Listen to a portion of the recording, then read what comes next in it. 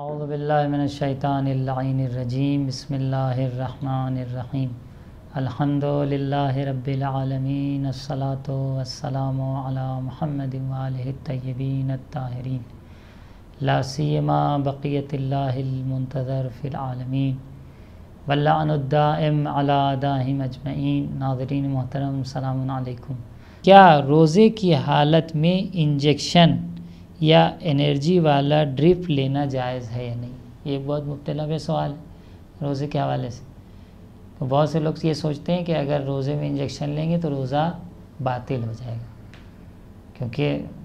طاقت جا رہی بدن میں، اور کھانا کھاتا ہے تو آدمی طاقت پہنچتی ہے، انجیکشن سے طاقت لے رہا ہے، گلوکوز سے طاقت لے رہا ہے، یا خون نکلتا ہے۔ بعض لوگ یہ سوچتے ہیں کہ خون نکلنے سے روزہ باطل ہو جاتا ہے۔ تو عرض کرتے چلیں کہ نہ خون نکلنے سے روزہ باطل ہوتا ہے، ہاں مکروہ ہے بے وجہ بدن سے خون نکالنا روزے کی حالت میں، بالخصوص اگر کمزوری کا باعث ہو تو جائز، مکروہ ہے، جائز نہیں، مکروہ ہے، حرام نہیں۔ لیکن اگر کوئی طاقت کے انجیکشن آپ لیتے ہیں تو وہ بھی مکروہ ہے، کیونکہ آپ طاقت کا زمینہ فراہم کر رہے ہیں۔ لیکن اگر کوئی دوا کے حوالے سے انجیکشن لے رہے ہیں تو اس میں کوئی حرج نہیں ہے، یہ کام جائز ہے، آپ انجیکشن لے سکتے ہیں۔ یہ نہ سوچیں کہ اگر انجیکشن لیں گے تو روزہ باطل ہو جائے گا۔ خواہ یہ سوچ رہے ہوں کہ انجیکشن لینے سے روزہ باطل ہوتا ہے تو بھی ایسا نہیں ہے، اور اگر کوئی کہے کہ نہیں خون نکلتا ہے اور خون نکلنے سے روزہ باطل ہوتا ہے تو وہ بھی ایسا نہیں ہے۔ خون نکلنا بھی روزے کو باطل نہیں کرتا اور انجیکشن لینا بھی۔ ہاں طاقت کے انجیکشن لینا صرف مکروہ ہے، کیونکہ کوئی بھی ایسا کام جس کے ذریعے سے آپ ایک اپنے کو تغذیہ کر رہے ہوں وہ اسلام روزے کی حالت میں پسند نہیں کرتا۔ تو یہ انجیکشن لینے کے حوالے سے جو سوال پوچھا جاتا ہے، بعض لوگ یہیں پہ یہ کہتے ہیں کہ دانت کا کام، دانت نکلوانا یا دانت صحیح کروانا ہوتا ہے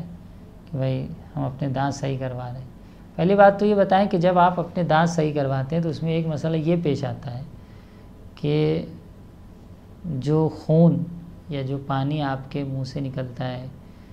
وہ جب آپ لیٹے ہوتے ہیں تو وہ حلق کے ذریعے پیٹ میں جاتا ہے۔ تو جب ایسی حالت ہو تو واضح سی بات ہے کہ آپ کا روزہ باطل ہو جائے گا۔ لیکن بذات خود اگر صرف درد ہو رہی ہے، ہم گئے دانت اکھڑوا دیں، شدت سے درد ہو رہی ہے، تو کیا یہ کام روزے کو باطل کر دے گا؟ نہیں، اس سے روزہ باطل نہیں ہو۔ شدت سے درد ہو رہی ہے یا کوئی ایسی تکلیف ہے، بعض لوگ یہ سوچتے ہیں کہ اگر ایسا کام کیا تو ہمارا روزہ باطل ہو جائے گا۔ بہت سی غلط فہمیاں ہیں جو سماج میں ہیں، لوگ سوچتے ہیں کہ یہ چیزیں روزے کو باطل کر دیتی ہیں، جبکہ وہ چیزیں روزے کو باطل نہیں کرتی۔ ایک سوال یہ بھی ہے کہ کیا اسکول یا یونیورسٹی کے ایگزام کی وجہ سے روزہ چھوڑا جا سکتا ہے؟ ہاں، یہ بہت ہی مبتلا ہوئے سوال ہے۔ ہر سال یہ سوال آتا ہے، جب تک روزے بالخصوص گرمیوں میں پڑھتے ہیں، یا گرمی میں نہیں پڑھتے، بچے رات بھر جاگ کے ایگزام کی تیاری کرتے ہیں، اب اس پہ روزے بھی رکھیں، بدن میں انرجی بھی نہیں ہے، ماں والدین کہتے ہیں کیسے پڑھائی کرو گے، روزہ نہ رکھو، تمہارا آخری سال ہے، بہت ہوتا ہے، اور یہ بہت ہی مبتلا ہوئے سوال ہے۔ دیکھیں، پڑھائی کے حوالے سے جو سوال ہے کہ اسٹوڈنٹ وغیرہ جو پڑھائی کرتے ہیں، پہلی بات تو وہ پڑھائی ایسی ہو کہ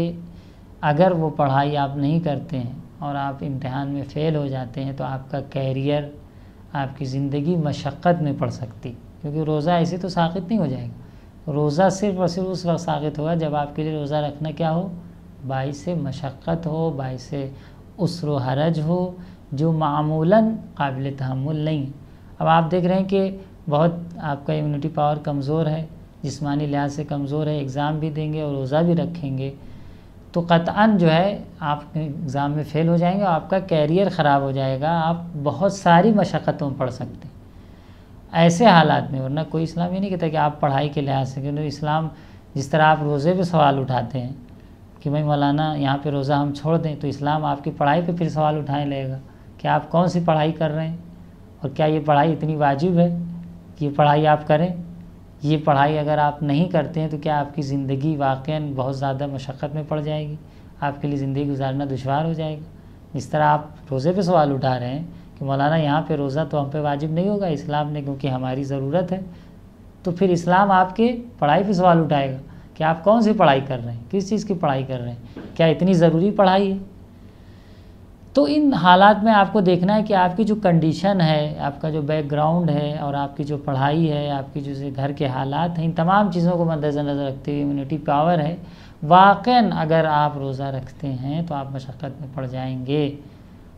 اور آپ کی زندگی سخت ہو جائے گی۔ تو ان حالات میں آپ ایگزام کے لیے کیا کر سکتے ہیں؟ روزے کو ترک کر سکتے ہیں۔ اب یہاں پہ یہ سوال آتا ہے کہ روزے کو ترک کر سکتے ہیں، بہت سے موارد میں ایسا ہے۔ تو دیکھیے بیماری کے جو موارد ہیں، جو آدمی مریض ہے یا بہت زیادہ اس کو پیاس لگتی ہے، یا جو شخص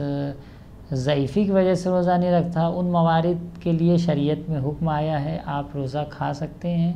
گرچہ پیٹ بھر کے کھانا، سیر ہو کے، شکم سیر ہو کے کھانا مکروہ ہے،